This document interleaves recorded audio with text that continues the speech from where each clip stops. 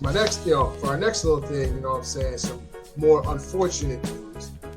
We just lost a legend, a humble, Sheiky baby, humble you, Jabroni. You do a perfect impression of him. Rest in peace to the Iron Sheik. A lot of us ring gang members, we watch wrestling, so we into wrestling too. So we'll talk that wrestling talk. And Iron Sheik was a legend in wrestling. So. Yeah, Iron Sheik is from my era of wrestling. It's like it is. I mean, at the time he was like kind of slightly out of his prime though, but. Imagine obviously because Iran in the '80s was like a dirty word. Like you couldn't say that. Like you couldn't say Iran like. It was a heat magnet for sure. Yeah. Yeah, and then WWF had a whole Iranian with the headdress and the Persian clubs and the camel clutch, all that saying that Iran. Like all the stereotypes. Yeah. You're like Iran #1, USA hot to it. Yeah, that's it. But even beyond that, with the Iron Sheik, though, Iron Sheik was a good wrestler. When before the drugs kind of took over, and above all, he was a decent human being. Because most niggas from the wrestlers who wrestled in the '80s, some of them were complete scumbags, like one Hulk Hogan, But dude was actually a decent family man and everything like that, and wasn't racist. Didn't say has no history of racism, which is, like I said, in his era is actually an accomplishment. I would hope not. I would hope not, considering he's from Iran. Hey, you never know. Some of these guys, yeah, Pat, right? You never fucking know. Right. And on top of that too, dude lived to 81, which is amazing for that guy, for someone in there. Like usually these wrestlers be tapping out in their 50s, like 50s, like 60s is a miracle. He just lived to his 80s, so it's like 65 is considered like old. Especially with all the drugs he was doing, with all the coke and the crack.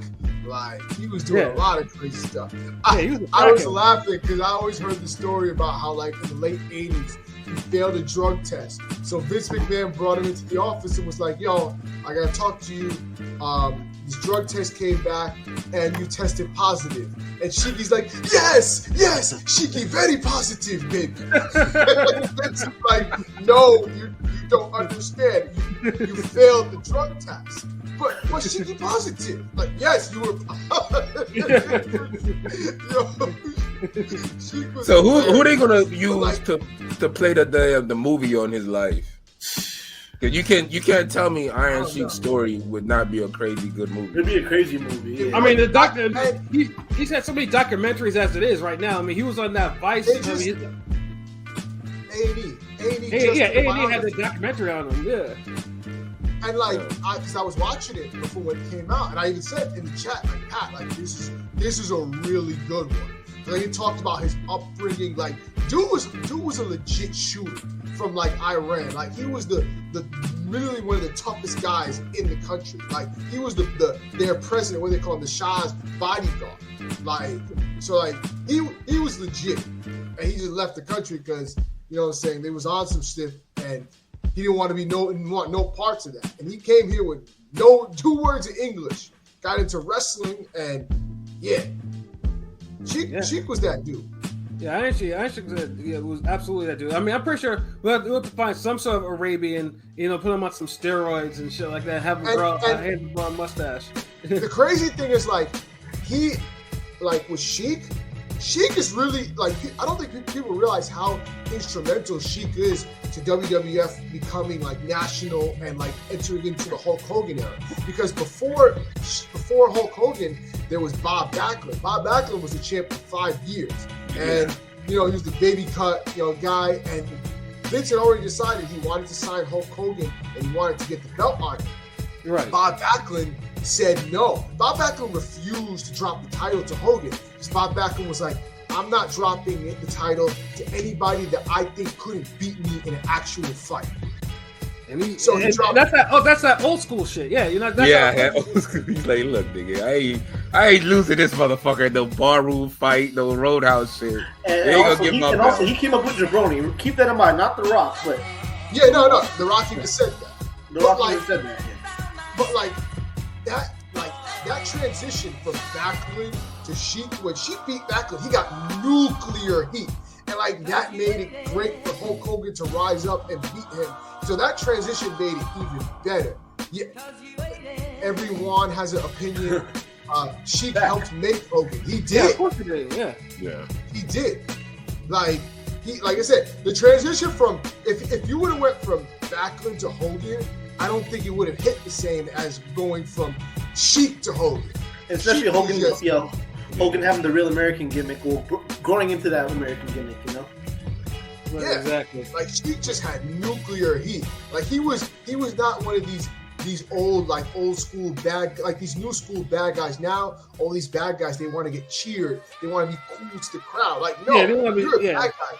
Be a bad guy. Sheik was a bad guy. That was an old school bad guy. When being a bad guy meant something. That's that villain, that 80s villain bad guy. You didn't care that niggas was there booing you. You just cared that one little motherfucker who was just to the side, like, yeah, true heel. That's that motherfucker. Heel. Like, nah, I ain't no fucking you want to be cheered and shit. Nah, you the bad guy. You do shit. Yeah. Be bad. Like, don't try to be cool. Like, not everyone's meant to be a cool bad guy. And I blame Stone Cold with the anti-hero shit. I feel like Macho Man. He got us started that. I feel like it was Macho Man and Randy Savage that made the actually heel. To me personally, I feel like the first cool heel like that I remember was Razor Ramon. It was Razor Ramon. But I feel like you know Man, what? I fucked with that. How about Macho Man? Was Macho Man a true heel back then? Well, no, but here's the thing. I can't blame Razor because Razor wasn't trying to be the cool heel. He was just being himself, and he just naturally was charismatic and was naturally cool, so people gravitated to him. That's one thing. Nowadays, these guys, they try to intentionally act cool to the crowd. It's just like, and it don't come off authentic. Like Ramon's shit was like, it was fire because it was him, and he didn't try too hard. And then the Razor's Edge was the move, and he had the pick. Yeah, exactly. He did the hair, like it was just a whole thing. Like, I mean, Stone Cold shit was cool, but it was more contrived. Like that wasn't how he really was. Like he had to create that. He had to create that gimmick. Yeah. And then it took off, so I don't blame him. Like, but like Sheik was the original like dad. So and he fought all the he had great feuds. Sergeant Slaughter. Yeah, Sergeant Slaughter. That beef was like fire. Damn. No, and then when they came back as an Iraqi sympathizer, like they were burned. They were a tag team, right? They became a tag team. Yes, there was a tag team. And when Sergeant Slaughter was an Iraqi sympathizer and won the belt, like that was mega heat when he won it from Ultimate Warrior. Like, yeah, and my ass actually remember I was sit there and watched it in the basement. Yo, I'm starting to say like, yo, how old is this little nigga? How he remember? Because I'm like literally remember watching all this shit. I'm like, how he remember this? I mean, I used to watch this. Like, I used to watch like when Sergeant Slaughter and fucking Hulk Hogan. I watched a lot. My mother was huge into wrestling, so I really grew up watching a lot of tapes. A lot of stuff was on VHS. Okay. I used to watch a lot of that. So like Sheik was great. So I remember the Hogan stuff, like just from watching it on VHS years later. But like, so that's why I always respected Iron Sheik, because Iron Sheik was that dude. Even when he came back, he came back like he was obviously a shell of himself, and he did a lot of drugs, and yeah, he had some bad moments afterwards. Like he wanted to wrestle, and he couldn't wrestle anymore, and his body was failed him, so he turned to drugs. So. Right. Yeah. And then thankfully he got clean because his wife, threatened to leave him. And after that, he's like, okay, you know what? I'm gonna get clean. He's like, I lost everything else. I'm not gonna lose my wife and children. So, you know what I'm saying? And then especially like after like, what'd you say? I think one of Iron Sheik's wife, one of his kids died actually in the early 2000s. Actually, and they talked about it in the documentary. One of his daughters got murdered by her ex-boyfriend, who she's like, I'm leaving you, and he strangled her to death. Yeah. And in court, Iron Sheik actually kept a razor in his mouth, and he was going to slit his throat in court, and his family had to stop him his daughter had to stop him from doing it. That's the only reason why it didn't happen. He was ready to Iron Sheik was nothing to play with. Like in the ring, out the ring, like that man was legit. He was a dangerous guy. Yeah. I never seen that nigga wrestle. Of course you haven't. He was a camel clutch. That nigga had the camel You're like clutch. 5 years old. What the fuck? And He was a camel clutch. But no, the thing with him, like, the camel clutch. Who did that nigga beat? Hold on, R.I.P. that nigga. But who did he beat, nigga? Did he beat Undertaker or Stone Cold or somebody like that? God damn, you're so ignorant. My he was before that. Oh my You God. nigga said, did he beat Stone Cold or Undertaker? So who he beat up? At least Undertaker's a little bit in the era, but damn, Stone Cold. He used to fight Mick Foley. This nigga used to get in matches with Mick Foley and fucking Bret Hart. He ended Bob Backlund's 5-year reign. Like Bob Backlund was champ for Bob Backlund. You don't remember Bob Backlund. Bob Backlund, come on, Bob That Backlund. was his wrestling name? Yes, Bob Backlund. That was his real name, Bob Backlund. You don't even I don't know. Gorilla Monsoon. I don't What know the that fuck is nigga. I know Vince McMahon, nigga. That's it. That's about it. That's the only old nigga I know. God damn, you are so young. Jesus. I know. I be forgetting he's so young. But like the camel clutch was like that. Like that was one of those moves I used to like to play around with. And like I've Yeah, you had can break like, somebody's done- fucking back with that shit. that hurts. That really hurts. Like that's one of those moves that like if you really like actually So- used it. Wait, what was his move? The wall to Jericho? Like, is his name Chris Jericho? Why would he have the finishing move, the wall to No, Jericho? but how do you do the Cobra? How do you do the Cobra clutch? Because I heard of that and rappers use it all the time. But now I know. Camel clutch. No, Camel. not the Cobra The Clutch. Cobra The Clutch. Camel Clutch. That was the Camel Clutch. Oh, No, camel Sergeant clutch. Slaughter's in the Cobra. He said, pop the clutch. Sergeant Pop the Slaughter's clutch in with the Camel Clutch. Cobra You Clutch. said who? Iron Sheik did the camel clutch. You would basically put your legs in front of the guy's arms to basically lock them in, and then just take him by his neck and crank it back and just keep pulling back. You're literally pulling his, like, you could break someone's back. Like, it became a mid-card move, but back then that was like a no, I don't remember any mid-carders doing the camel. No, there were people doing like the camel clutch that they would get out of all the time. Like, Who Oh did the yeah. I know what Pilot's talking about. It did because it stopped being like the move, and it like niggas would get out of the camel clutch. Yeah, I see what you It said. became like the spine buster GET. You know, it became like people used it as I a don't Yeah, it didn't stay like a traditional like. finisher. Oh, like see, finisher. yeah, okay. Oh. Chris Benoit took the camel clutch, No, he didn't. and he perfected it because the Crippler crossface you cannot get out of that. That was not hard. Crossface is nothing. Yeah, that's crossface for this. You can't get out of the Crippler cross. I'm looking at the shit right now. That's a hard ass move. If a nigga do that shit to you in the streets, you dead as fuck. Oh god damn! Bro, the Cripple This nigga hemmed up Hulk Hogan with that shit. Yes. The cripple crossface is nothing. Yo, like the this nigga look like he work at the bodega.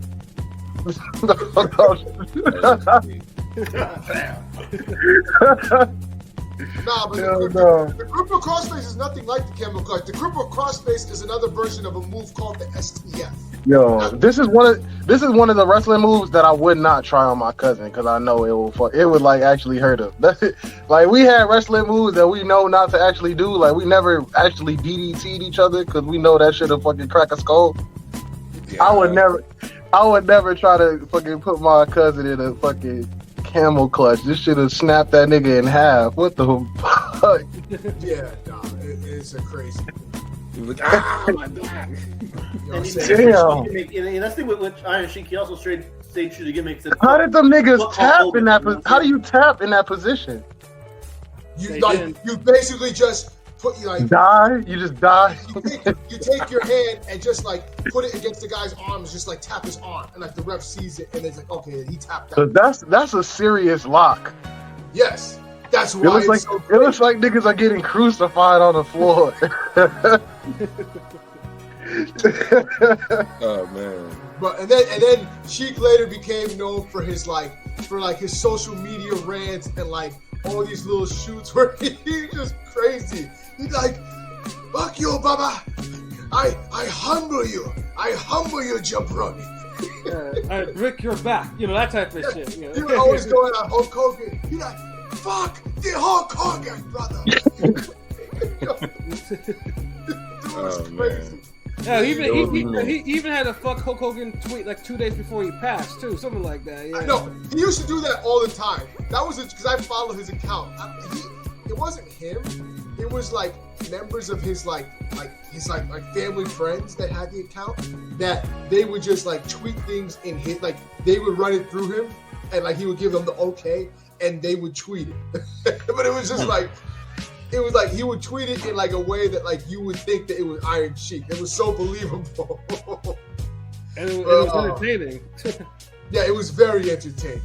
But like I knew certain things that it wasn't him, because like I remember when Nipsey Hussle died, he did a tweet like, Nipsey Hussle, legend, Baba, rest in peace. Like, man, Iron Sheik was like 70 something years old. I don't know who Nipsey Hussle is. Oh, but it was hilarious. So, so he a legend. So, rest in peace to Iron Sheik. You know what I'm saying? So, yeah, we're gonna have to do that. We're gonna have to do that wrestling episode, but we're gonna have to do.